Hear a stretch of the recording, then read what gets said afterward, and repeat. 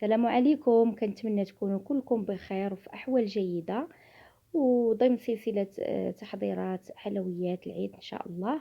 كنت وجدت معكم العقدة ديال الكاوكاو بالنكهة ديال اللوز، كتجي رائعة ولذيذة ومنسمة كأنها لوز. واليوم إن شاء الله غندير معكم التتمة ديال لا فيديو بهاد الملوزة هادي بالعقدة ديال الكوك، كتجي حتى هي لذيذة والمذاق ديالها كيجي رائع كأنها لوز. غادي نشارك معكم ان شاء الله جميع الاسرار باش تنجح معكم. فبسم الله على بركه الله والصلاه والسلام على رسول الله. اول حاجه غادي نحتاجها هي العقده اللي كنت خدمت معكم في الفيديو السابق. العقده تبعوا غير المراحل والطريقه كيف عطيتكم، راه ان شاء الله غتنجح معكم وغتعطيكم نتيجه مزيانه، وايضا المذاق غادي يكون زوين. فغنحتاج هنا عندي 500 غرام ديال اللوز، بعد ما ضفت ليه السكر راه كيعطيني تقريبا واحد 750 غرام، تقريبا 700 حتى 750 غرام ديال العقده. لان انا ما استعملتش 250 غرام كامله ديال اللوز، عفوا ديال السكر. وغادي نضيف معاها واحد القبيصه ديال الملح، غادي نضيف حبه ديال البيض وصفار بيضه، وكيس ديال خميره الحلويات من وزن 8 غرام. بالنسبه للبيض كنشوفوا على حسب الحجم ديالو واش كبير او لا صغير. فهنا اول حاجه درتها ديك العقده ديالي بعد ما خدمتها مزيان ونسمتها بالطريقه اللي شفتوا معايا، ضفت عليها القبيصه ديال الملح وضفت داك الكيس ديال خميره الحلويات. من بعد غادي نضيف واحد البيضه اللي غادي نضربها مزيان، وغادي نخلط هاد المكونات. وغنشوف الا خصني البيض راه كنضيف صفر بيضه، وإلا خصني أكتر راه كنكمل البيضة كاملة. فكيبقى على حسب حجم البيض، أنا استعملت هنا البيض كبير. كنخلط المكونات مزيان حتى كتنسجم مع بعضها. كنحاول انني ندخل هذيك البيضه والكيس ديال خميره الحلويات ضروري تغربلوه، باش هكا الا كانوا تكتلات او لا كريات كي هكا كيتغربلوا. بالنسبه للملح ايضا ديروا الملح اللي يكون رقيق، باش هكا كيذوب لكم في الغريبه ديالكم. صافي كنبدا نشوف الغريبه ديالي الا كورتها بهذا الشكل هذا، خاصها ما تجينيش ناشفه وما تجينيش جاريه بزاف. فهنا كنشوف بان راه باقي خاصها شويه ديال البيض، فغادي نضيف اصفر بيضه. غادي ضروري البيض دائما ديروه يعني تعزلوه في واحد الاناء، وتشوفوا ياك ما البيضه ديالكم خاسره في اي وصفه، باش هكا كتضمنوا بان البيض ما كيكونش فاسد وكيخسر لكم الوصفه كامله. صافي هنايا بعد ما ضفت هذاك صفر بيضه غادي نخلط هذا الخليط ديالي مزيان. غادي يبان ليا بانه صافي خدا القوام المناسب. هنايا كيف كتشوفوا راه ما كيكونش جاري بزاف وما كيكونش قاصح، كتجي واحد الغريبه اللي خفيفه. صافي هنايا خديت كميه ديال السكر الثقيل، ضروري يكون نوعيه جيده، انا استعملت هذه النوعيه هذه. نتوما استعملوا اي نوعيه عندكم، مهم يكون سكر سبيسيال كيكونوا مخلطين معاه النشا. ضروري ديروه، لان السكر الاخر كيقصح وكيطلق المياه. فمن الافضل ديروا هذا باش تجيكم الغريبه ناجحه. هنا كناخذ الغريبه ديالي كنكورها، ما كنحتاجش انني ندير ماء الزهر، كنكورها مباشره وكنديرها في هذا الاناء اللي درت فيه السكر الثقيل. اللي بغات تعبر راه كدير تقريبا واحد 14 غرام في الغريبه حتى ل 18 غرام، كيبقى على حساب نتوما واش بغيتوا الغريبه ديالكم كبيره ديروها هكا في الطباصل في المناسبات، او لا ديروها في البلاطويات.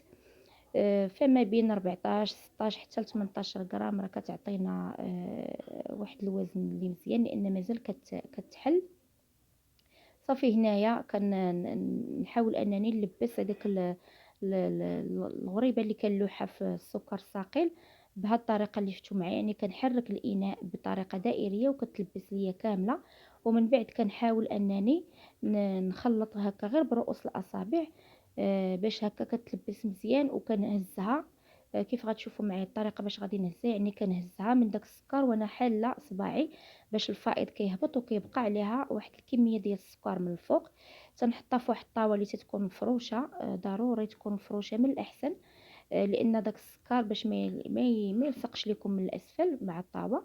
كتجي عمليه بهذه الطريقه هذه، وكنضغط عليها بواحد الضغطه خفيفه من الفوق بالابهام ديالي باش كنساعدها انها كتشقق ليا في الفران بهذا الشكل هذا. يعني كناخذ الغريبه كنهزها، وداك الفائض راه كان كيهبط ليا ما بين صباعي، والغريبه ديالي راه تنحطها كتكون هازه واحد الكميه ديال السكر، يعني ما تنسوسوهاش باش هكا كتبقى محافظه على داك السكر وتيبقى باين من الفوق. فهذا سر من الاسرار ان الغريبه ديالنا كتجي ثابت على السكر من الفوق. وغندير لها واحد الضغطه خفيفه هكا بالابهام، وغندخلها الفران. بالنسبه للفران كيكون دائما الفران سخون على اعلى درجه، كيكون سخون مزيان.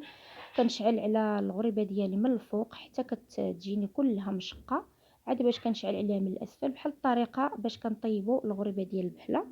هنا بعد ما كملت الكميه كامله فغادي ندخلها للفران. كاينه طريقه اخرى اننا كنضغطوا بهكا بالملعقه، الا ما بغيناش نضغطوا بالابهام كنضغطوا بالملعقه. وغالبا الغريبات اللي كناخذوا هكا في لي باتيسري كنلقاوهم بهذا الشكل هذا، كيضغطوا عليهم بالملعقه من الفوق باش كيساعدوهم فقط انهم كيجيو هكا محلولين. فهذا هو الشكل ديال الغريبه ديالي بعد ما شعلت عليها الفران من الفوق. كتجي بهذا الشكل هذا، كتجي كلها مفقعه وداك السكر خصو يبقى ابيض، ما تخليوش حتى يتحمر. صافي وتنشعلوا عليها من الاسفل غير شويه لان كلشي العناصر راه طايبه، غير داك البيض اللي كيخصو يتعقم فقط. صافي هنا كيف كتشوفوا خص تكون مذهبه شويه من الاسفل، صافي ما تحرقوهاش. وكنخليو الغريبه ديالنا حتى كتبرد.